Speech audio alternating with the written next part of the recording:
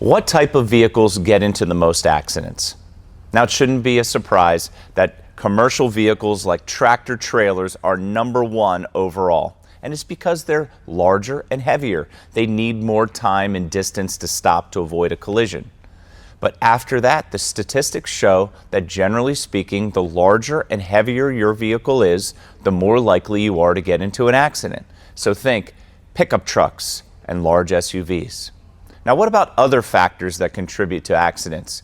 Did you know that the darker your vehicle is, the more likely it is to get into an accident? So what color is #1 in terms of accidents? Yep, black. Some other factors that you might consider when thinking about the odds of an accident: the speed of the vehicle. The faster it will go, the more likely it is for an accident.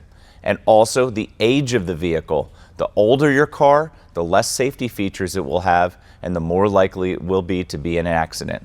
So I hope these statistics help.